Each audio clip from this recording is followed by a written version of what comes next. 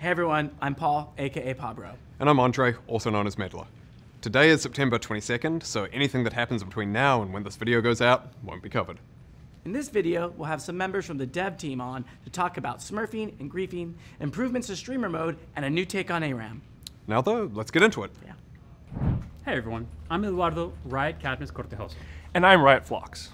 We're back again for yet another game mode. Have you ever wondered what would happen if your snowballs were larger? Like, really large?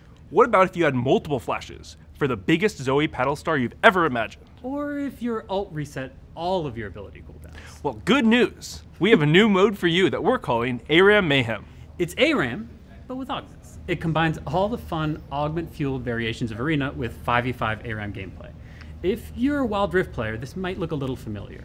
We took a lot of inspiration and learning from the success of AAA ARAM there, and wanted to see what this could look like in League. We want every champion to feel special and get to explore some combinations and fantasies that they don't normally get outside of Arena.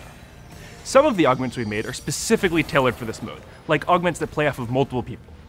We know that this is a big diversion from ARAM standard gameplay, so don't worry, ARAM purists. There is a regular queue that will still be active while ARAM Mayhem is live. It'll be live with patch 25.21, so look forward to some mayhem coming to the bridge soon. Before we go, we wanted to close the loop on map rotations. For Season 2, we introduced 2 new ARAM maps, Coastion's Crossing and Butcher's Bridge. Originally, our intent was to turn them off after Season 2 was over, but we saw a lot of feedback from many of you asking to keep them around, so we're making them permanent. And we also want to quickly touch on map performance. We've seen some of you mention that you've been experiencing some issues across the different maps. We've been working on a handful of improvements, some of which went live in 25.19, with some more scheduled across the next few patches. That said, if you have any more performance issues, let us know. And that's it for us for now. Check out the blog for some more information on the mode, and we'll see you causing mayhem in ARAM. Hey everyone, I'm Riot Phroxzon. And I'm Just A Capybara. And we're back today to talk more about what we've been doing to tackle smurfing, how it's been going, and what we'll be doing next. In the last dev update, we talked about how we were going to start taking additional action against accounts that engage in the 2 most common smurfing behaviors we see, boosting and hitchhiking. As of patch 25.18, we've started taking action against accounts that do this stuff. So far, we believe we're hitting our targets, with an over 99% accuracy rate over more than 10,000 cases. We're taking this a bit slow to make sure that we don't wrongfully punish anyone, but we expect to ramp this up to more than 10x in the coming weeks and months. Big thanks to all of you at home. Your reports have helped us identify these accounts so we can punish them accordingly. Another thing we talked about in the last dev update was how we were going to crack down on accounts that were being purchased, sold, or shared. We're doing this in a phased approach to make sure our bans are accurate as we go. That said, since these changes rolled out last month, we've banned 400,000 accounts that were used in ranked, another 1.5 million accounts that had been botted and sold, and another 2.5 million accounts that were waiting to be sold. These botted accounts were typically created by account sellers before Vanguard was implemented, and have been used as smurfs. On a similar note, we've seen a ton of questions from you all about what accounts will or will not get banned as part of this sweep. Things like, I purchased an account a long time ago and it's my main now, will I get banned? Or, my sister played a round of TFT on my account once, am I going to get perma'd? We combed through hundreds of your questions and created an FAQ with the most commonly asked ones that's live now, so go check it out. One common question we do want to answer now, though, is when bans for these types of infractions will go into effect. If an account is purchased or sold as of patch 25.18, we will find these accounts and ban them going forward. Given the appeals we've seen to date and our accuracy rates after manual review, we're still quite confident in the accuracy of our detection systems. With that said, if you believe you are wrongfully banned, please reach out to our awesome player support team for help. Okay, so that just about covers our follow-ups from the last dev update. And now let's talk about what we've got coming in this space for the rest of the year. The next big step we're taking is account linking. Simply put, this means each player's alt accounts will be linked to their main account as long as we're confident they all belong to the same person. We'll model this through a combination of Vanguard data, account data, and behavioral data. This means that soon, we'll be able to act on linked accounts to address a long-standing issue, avoiding punishments. Many of you are familiar with our penalties today.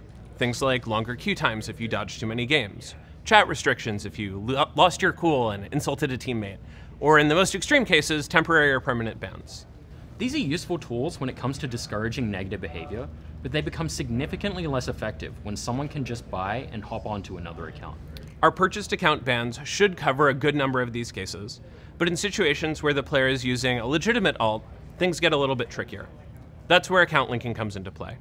Starting in 25-23, punishments will carry over between accounts that were highly confident share an owner. This means that the person griefing your games can't just hop onto an alt and keep trolling. We're going to apply the same penalty and escalations across all of their accounts. Our penalty ladders are designed to give people real chances to change their behavior. We almost never permaban an account for a first-time incident, but we won't let bad actors exploit our system by creating an infinite number of second chances. With all of that said, the vast majority of you don't break our rules. So if you're in good standing, great news. You still have nothing to worry about, and we expect to get some perennial bad actors out of your games starting in a few patches. Okay, so that's everything that we have on account linking, but we do have one more thing we want to share with you today, and that's our new and improved streamer mode. Starting this week, we're making it possible for you to fully hide your identity from your lobby, which will cut off your lobby's ability to find your stream through third-party sites and exploit hidden information or grief your game based on who you are. Back when we introduced streamer mode earlier this year, we got a lot of feedback that it wasn't going far enough to obscure player identities. For example, people could get around it with third-party apps that advertise who's a streamer in their live game. We took note of what players wanted from a feature like this, and after getting feedback from pros, creators, and working with third-party apps, we're now ready to launch a big update to this feature. Starting in patch 25-20, you'll have 3 options to choose from for streamer mode. Hide other names, which is today's streamer mode functionality. Hide my name, which will hide your Riot ID and game name, but not your account progression stats like champ mastery and ranked borders, which people could theoretically use to find you. And finally, hide my everything, which hides all identifying information about your account from lobby to end of game. Our goal here is to protect our players, creators, and pros that are just looking to play a normal, fair game of League without their personal identities impacting those games. We're excited to be launching this feature in patch 25-20, which goes live this week. Let us know how you like it. And that's it from us. If you're looking for more information on the features we talked about today, please check out the dev blog and FAQ out now. So until next time, thanks for keeping it honorable on the Rift. And if you aren't, prepare to be Eliminated! Terminated! Annihilated! Eradicated! and have a nice day. So this November marks 1 year since Arcane's finale, and we'll be celebrating that anniversary online with all of you. The Arcane team will be looking back at the series, sharing behind-the-scenes content, and bringing back some fan-favorite merch. For League, we'll be kicking off the anniversary in patch 25.23. There'll be a free mini reward track with new icons and emotes, and we'll also be bringing back all the Arcane skins from Season 1 and Season 2. This also includes Arcane Fractured Jinx, who's getting some upgrades. Jinx will now have a spawn-in animation when the game starts, plus some visual updates across all 3 of her forms. Shimmer Jinx and Powder are also getting brand new recalls, along with unique chompers to match each of their personas. And if you already got the skin last year, it will of course be updated for free to include those new features. To find out more about the anniversary event, do check out the blog on arcane.com. Okay, a few more miscellaneous updates. We're working on improving tags for emotes, so you'll be able to search for any emote with just a champion's name. The technology is finally, almost, here. We're going to be shipping that sometime before the end of the year. We'll also have a change coming to the practice tool. Soon, when using the practice tool, you'll be able to play any champion if you start it up solo. And this will allow you to try out champions you think you might like, or give them a test run if you've been on the fence about purchasing them. That change will go live in patch 25.21, so do be sure to check it out. And for those of you wondering, the Blue Essence Emporium will be back in patch 25.23, and your shop will be back in 25.24. Now, last, but certainly not least, we wanted to remind you all that the World's Play-In stage kicks off next week on October 14th in Beijing. To celebrate, we'll be adding some map accents soon to bring a bit of Worlds to the Rift. Remember to do your pick'ems. Andre and I are working on them, and we actually have a bet riding on this one. Whoever's pick'ems are worse will wear the company and Mumu suit at a random company event. That is true, unless my pick'ems are worse, at which point I will not. Anyway, He's that's wearing it. that suit. All right, that's it from us today. The next time you hear from us, it'll be later November or early December, and we'll be talking about some of the things you can expect at the start of 2026. Until then, good luck in your pick'ems, enjoy your climbs, stay honorable, and we'll see you on the Rift.